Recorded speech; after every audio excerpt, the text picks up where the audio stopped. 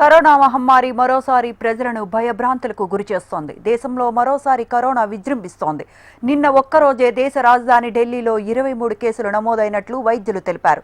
ఇటు తెలుగు రాష్ట్రాల్లోనూ నిన్నటి వరకు ఒక కేసు చొప్పున నమోదు కాగా తాజాగా విశాఖ, నంద్యాల జిల్లాల్లోనూ కోవిడ్ వైరస్తో బాధితులు హాస్పిటల్లో చేరారు.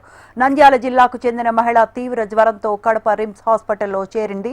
మహిళకు కరోనా లక్షణాలు ఉండటంతో పరీక్షల కోసం విజయవాడకు శాంపిల్స్ పంపించినట్లు రిమ్స్ హాస్పిటల్ సూపరింటెండెంట్ తెలియజేశారు. మరోవైపు విశాఖలో కరోనా కేసు నమోదు కావడంతో అధికారులు అలర్ట్ అయ్యారు. 20 పడకలతో నిమ్స్లో కోవిడ్ వార్డును సిద్ధం చేశారు. కోవిడ్ ర్యాపిడ్ కిట్స్, మందులను అందుబాటులో ఉంచినట్లు వైద్యులు తెలిపారు. కొత్త కోవిడ్ వైరస్ పట్ల జాగ్రత్తగా ఉండాలని వైద్యులు సూచిస్తున్నారు.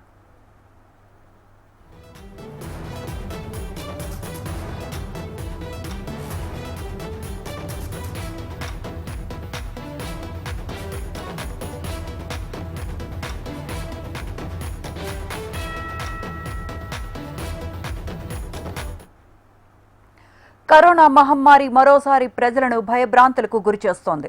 దేశంలో మరోసారి కరోనా విజృంభిస్తోంది. నిన్న ఒక్కరోజే దేశ రాజధాని ఢిల్లీలో 23 కేసులు నమోదైనట్లు వైద్యులు తెలిపారు. ఇటు 2 తెలుగు రాష్ట్రాల్లోనూ నిన్నటి వరకు ఒక కేసు చొప్పున నమోదు కాగా తాజాగా విశాఖ, నంద్యాల జిల్లాల్లోనూ కోవిడ్ వైరస్తో బాధితులు హాస్పిటల్లో చేరారు. నంద్యాల జిల్లాకు చెందిన మహిళ తీవ్ర జ్వరంతో కడప రిమ్స్ హాస్పిటల్లో చేరారు. మహిళకు కరోనా లక్షణాలు ఉండటంతో పరీక్షల కోసం విజయవాడకు శాంపిల్స్ పంపించినట్లు రిమ్స్ హాస్పిటల్ సూపరింటెండెంట్ తెలిపారు.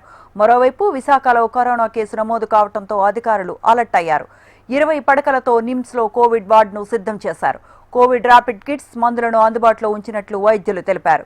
కొత్త కోవిడ్ వైరస్ పట్ల జాగ్రత్తగా ఉండాలని వైద్యులు సూచిస్తున్నారు.